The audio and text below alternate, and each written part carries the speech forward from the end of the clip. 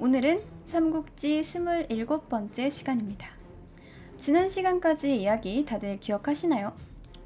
유장의 뒤통수를 쳐 익주를 먹은 유비에게 손권이 형주를 돌려달라고 요구하고 이에 유비가 헛소리를 하며 모르쇠로 일관하자 손권이 형주 남쪽 세 군의 사람을 보내었으나 이를 관우가 쫓아냈죠. 이 관우에게 화난 손권이 여몽을 보내어 다시 형주 세 군을 점령하고 그동안 노숙이 관우의 시선을 끌며 대치하고 있는 동안 유비의 본대가 익주에서 다시 형주 쪽으로 다가오면서 유비와 손권의 전면전이 시작되려는 찰나 조조가 한중의 장로를 패퇴시키고 장로가 결국 조조 밑으로 들어가게 되면서 중앙에서의 세력이 안정화된 조조가 유비와 손권에게로 그 칼끝을 돌릴 가능성이 높아지자 유비 손권이 우리가 지금 이럴 때가 아니구나 싶어서 유비는 얼른 형주 세 군을 떼어주고 손권은 그래 나머지 너 거 해라 해버리고 조조군이 무서워서 벌벌 떨며 다시 동맹을 굳건히 했죠. 그리고 시간이 흐르고 흘러 조조의 명으로 한중을 지키고 있던 하후영과 장합 두 장수 중 장합이 한중과 근접한 익주의 파 지역을 조금씩 공격하고 이러한 일이 잦아지자 장비가 이를 토벌하러 나섰다더라까지 지난 시간에 조금은 복잡했던 이야기를 정리해봤어요. 자, 다들 여기까지 이해가 되시나요? 그럼 이제 장합과 장비의 이야기로 돌아가 봅시다. 침략한 장합군을 막으러 간 장비군은 장합군과 약 50여일을 싸우게 됩니다. 그럼 과연 50여일간의 싸움은 누구의 승리로 끝이 난 것일까요? 이 대목에 대해 정사 장합전에 기록된 내용을 먼저 살펴볼게요. 기록을 보면 태조, 그러니까 조조는 장합과 하후연을 남겨 한중을 수비하며 유비에 맞서도록 했다. 장합은 따로 제군을 이끌고 파동, 파서의 2군을 항복시키고 그 백성들을 한중으로 옮겼다. 파군 탕거현으로 진군하여 유비의 장수인 장비와 겨루었고 군을 물려 한중군 남정현으로 돌아왔다. 탕구 장군에 임명되었다. 라고 적고 있어요. 이 내용을 보면 조조의 명을 받은 장합은 한중을 수비하다가 유비의 익주로 넘어가서 파군을 항복시켰고 장비랑 싸우다가 무슨 이유에서인지는 모르겠지만 돌아와서 장군직을 받았다 라고 되어 있으니까 뭔가 일단 장군직을 받았다라는 걸 보면 공을 세웠다는 이야기고 그러면 적어도 지지는 않았었던 게 아닐까 싶기도 한데 이 장군직이 한중에서의 일 때문인지 아니면 그 앞에 장로토벌에서 세운 공 때문인지 알 수가 없기는 합니다. 그럼 이어서 장합과 싸운 반대편 그러니까 장비 쪽의 기록을 살펴보면 좀 더 자세한 쌍방의 입장을 알 수 있을 것 같아요. 정사 장비전에서 기록되고 있는 이 장합과의 전투 한번 읽어보겠습니다. 조공이 장로를 격파하고 하후연과 장합을 남겨 한천을 수비하도록 했다. 장합은 별도로 제군을 지휘해 파서로 내려가 그 백성들을 한중으로 옮기려 하니 탕거, 몽두, 탕석으로 진군해 장비와 50여일간 서로 다투었다. 장비는 병사 1만여 명을 이끌고 다른 길을 따라 장합군을 요격하여 교전했는데 장합의 군사들은 산길이 좁아 앞뒤가 서로 구원할 수 없었고 장비가 마침내 장합을 격파했다. 장합은 말을 버린 채 산을 타며 단지 휘하 10여 명과 함께 샛길을 따라 퇴각했고 결국 군을 이끌고 한중군 남정현으로 돌아가니 파 땅은 안정을 찾았다. 좀 전이랑은 내용이 사뭇 다르죠. 장비전의 기록을 보고 이 싸움을 해석하게 된다면 장합은 안 그래도 산으로 둘러싸여 침투가 어려운 파 지역으로 군사를 몰아 작은 이익을 탐하다가 좁은 산길에서 장비군을 만나 전군을 모두 활용하지 못하고 각계격파당했고 결국 돌아갈 때는 살아남은 병력이 10여 명 뿐이었다 라고 볼 수 있어요. 원래 장합의 병력이 얼마인지는 알 수가 없지만 홈그라운드에서 게다가 지형적으로 유리한 익주의 산악지역을 활용하는 상태에서 요격을 위해 장비가 이끌고 간 병력이 만여 명인 것으로 보아 장합군의 병력을 최소 만여 명 정도로 본다면 살아남은 군사가 10여 명이라는 게 정사 장비전에 과장이 좀 더 포함된 상태라고 생각을 하더라도 장합군이 처참한 패배를 겪고 익주에서 물러났다라고 보는 것이 이 탕거 지역에서 싸웠다라고 해서 탕거 전투라고 불리는 장비, 장합 간의 싸움에 옳은 해석일 것입니다. 아무튼 장합은 장비에게 패해 얻었던 일부 익주 땅을 다시 뱉어내고 한중으로 돌아갔고, 이쯤하여 지난 시간 언급했듯 조조가 위왕의 자리에 오르고, 그리고 이번에야말로 남쪽으로 땅을 넓힐 마음을 먹은 조조군이 또 다시 한번 무려 세 번째로 유숙으로 진군합니다. 이때가 216년 10월 겨울이었습니다. 조조군은 두 차례나 유수구에서 제대로 된 싸움을 하지 못하고 물러났기 때문에 이번에야말로 장강을 넘으리라 라는 결심으로 송건군과의 싸움에 임하게 되는데, 216년 겨울에 시작한 이 전쟁은 217년 봄까지 이어지지만 여전히 유수구에 굳건히 서 있는 유수호와 이를 지키는 여몽의 활약으로 조조군은 장강을 넘지 못하고 있었습니다. 하지만 유수구에서 싸우는 일이 3번이나 계속될 만큼 이 둘 간의 싸움이 장기화되어 있었고, 전쟁이 장기화된다는 이야기는 보급과 물자 그리고 병력이 적으면 적을수록 괴로운 일인지라 조조에 비해 그 군세나 물자가 당연히 모자랄 수밖에 없는 손권은 이 싸움을 어떻게 해야 되나 고민 중이었는데, 때마침 중국 대륙에 크나큰 재난이 닥치니 그것이 무엇인가 하니 미세먼지도 아니오, 황사도 아니오, 장마도 아니오, 태풍도 아닌 바로 역병이었습니다.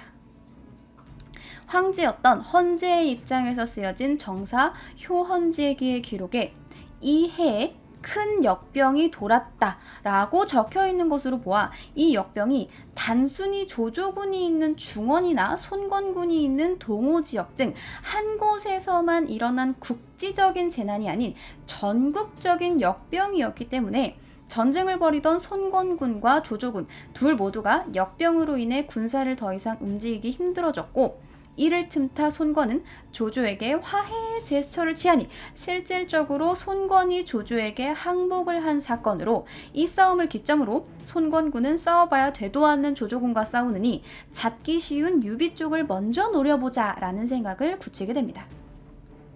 이 싸움에 대해서는 싸움에 대한 대부분의 정사 기록과는 다르게 양쪽의 의견이 일치하는 모습을 볼 수 있는데요. 일반적으로 이긴 쪽은 항복을 받았다 라고 적고 진 쪽은 싸우다가 적당히 물러났다 라고 적는 앞선 사례들과는 달리 이번 유수구 전투에 대해서 정사 오주전, 즉 손권전에서는 건한 21년 216년 겨울 조조는 거소의 군대를 주둔시키고 곧이어 유수를 공격했다.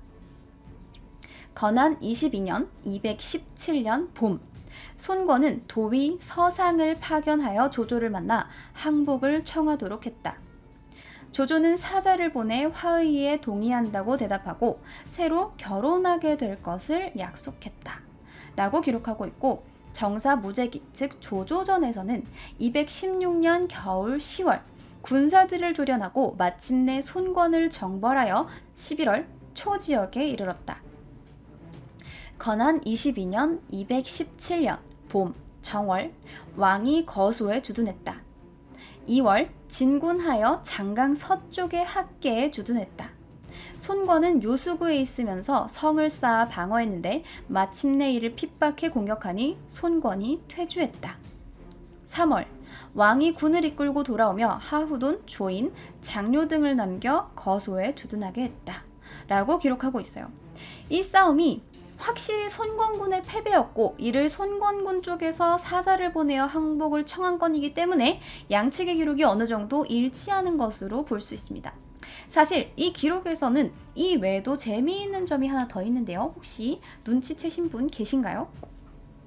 맞아요. 그간 무제기에서는 조조의 행적에 대해 적을 때 태조가 이러이러했다, 태조가 밥을 먹었다, 태조가 군을 일으켰다 라고 적거나 공이 손권을 두들겨 팼다, 공이 군을 일으켜 유비를 쫓아냈다 이렇게 적었었죠. 그런데 이 시점에서는 그 호칭이 바뀌었죠. 이제부터 무제기에서는 조조를 칭할 때 왕이 이러이러했다라고 기록합니다. 왜 그럴까요? 조조가 위왕의 자리에 오르고 나서 기록된 첫 이야기이기 때문이에요. 그렇죠.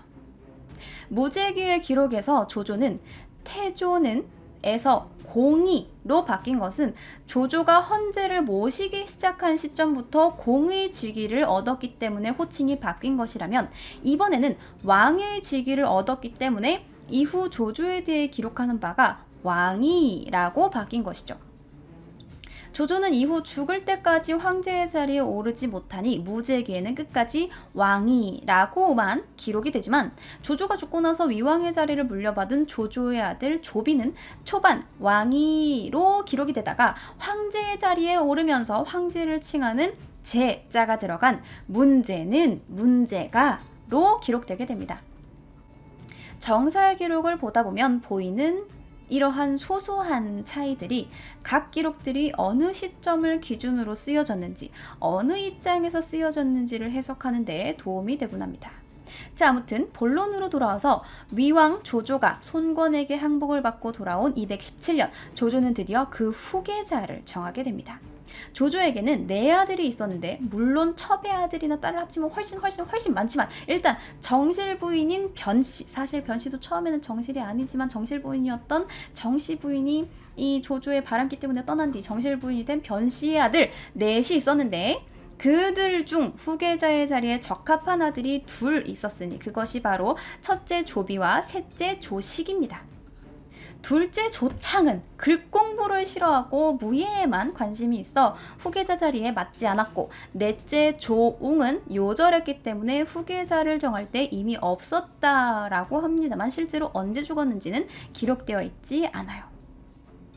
아무튼 실질적으로 후계자 자리에 맞는 것이 누구인가를 두고 조조는 첫째 아들 조비와 셋째 아들 조식 사이에서 고민을 하고 있는데, 기록에 따르면 문무백관들 대다수의 신하들이 조조에게 장자계승, 즉 첫째를 후계로 세워야 한다고 진언했다라고 하며, 이를 통해 역설적으로 조조가 얼마나 조비보다 조식을 예뻐했으면 상식적으로 첫째를 후계자로 삼던 이 삼국지 시대에 신하들이 입을 모아 첫째를 후계로 하시지요 라고 했는지를 생각해 볼 수 있습니다.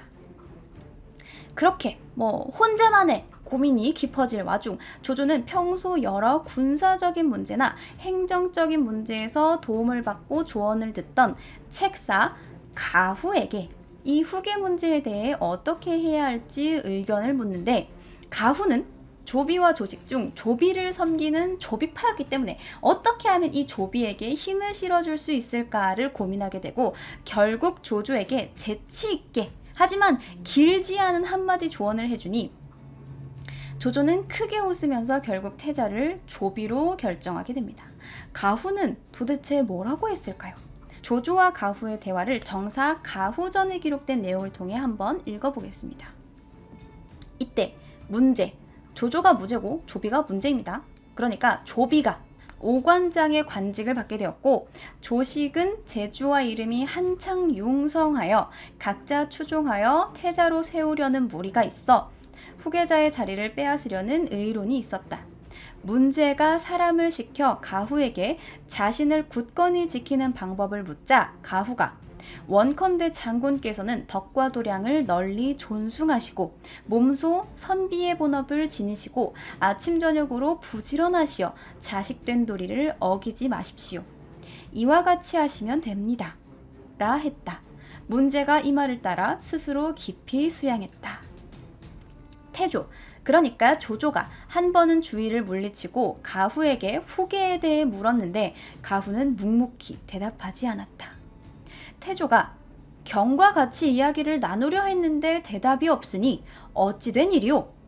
라 하니 가후가 적통을 계승하는데 생각한 바가 있어 곧장 대답하지 못했을 뿐입니다. 라 했다. 태조가 무슨 생각이오? 라 묻자 가후가 원본초, 즉 원소와 유경승, 유표부자를 생각했습니다. 라 했다. 태조가 크게 웃으며 이에 마침내 태자를 정했다. 그러니까 무슨 말이냐면 조조가 가후에게 후계자를 어떻게 세우면 좋겠소? 라고 물어봤는데 평소에 조비파였던 가후가 너무 대놓고 아이 조비를 세우시지요. 당연히 장자를 세우시겠죠. 하면 너무 설득력이 없잖아요. 그러니까 가후가 원소랑 유표 좀 봐라. 원소 어떠냐? 원상 원담 형제 두고 장자를 밖으로 내치고 지가 이쁘다고 셋째를 후계자 주니까 지들끼리 싸우다가 결국 너한테 지지 않았냐? 유표 봐라. 유표는 어떠냐? 걔도 둘째가 이쁘다고 첫째를 내치니까 그 빙구 같은 애가 형주자사 하다가 너한테 꽁으로 형주 넘기지 않았냐? 그런 일을 겪어놓고도 네가 그렇게 고민하는 거면 나는 모르겠다. 너 알아서 생각해라. 아이고 나는 괜시리 그냥 원소랑 유표 생각이 나네. 라고 한 거죠. 조조도 멍청이가 아닌지라 이를 듣고 깨달음이 있었고 조비를 바로 태자로 세우게 되고, 이 조비가 앞서 말했듯 무제 조조의 뒤를 이어 위나라의 왕이 되고 또 황제가 되는 문제가 됩니다. 자, 그리고 이렇게 위나라가 평화로운 후계다툼으로 아웅다웅하고 있을 무렵 남쪽에 있던 또 한 세력, 유수구에서 항복하지 않은 나머지 한 세력인 유비가 북쪽으로 치고 올라오기 시작합니다. 때는 바야흐로 217년 건한 22년, 조조가 한중을 정벌하고 코앞에 있는 익주를 치지 않고 하후연과 장합을 시켜 한중이나 지켜라 하고 돌아갔던 그때, 익주에서 유장을 배신하고 유비를 섬기던 간장종지 장송의 친구 법정은 곰곰이 생각해봅니다. 아니 내가 조조라면 지금 익주를 쭉쭉 뻗어나와서 장로군이랑 합세해가지고 익주를 바로 쓸어버리고 이어서 고립된 형주도 치고 그 다음 오나라까지 파죽지선을 몰아세울 수 있을 것 같은데 왜 조조는 군사를 정비해서 익주로 나오지 않고 굳이 어편에 머물고 있는 걸까? 그리고 법정의 뇌리를 딱 스치는 일련의 사건들. 아하, 조조는 지금 무리하게 위왕의 자리에 올랐다. 그러니까 내부적으로 한나라의 신하라는 이 틀 속에 있을 때는 그래도 따라주었던 한나라의 중신들이 위왕의 자리에 오른 이 조조를 달갑게 보지 않았을 것이고, 이러한 때에 길게 자리를 비우면 반란이 일거나 문제가 될 수 있으니 조조는 한동안 내정을 다지느라 바쁠 것이다. 그리고 이러한 법정의 통찰력은 실제로 맞아떨어져서 조조가 있던 어편에서 조금 떨어진 명목상수도 허창에서는 황제를 핍박하는 역적 조조를 몰아내자 라는 명분으로 반란군이 일었을 뿐더러, 이보다도 앞서는 조조군의 주요 책사 순욱이 조조의 위세가 점점 황제를 넘는 것을 반대하다가 미움을 사고 죽는 등 내부적으로 많은 문제들이 일어나고 있었습니다.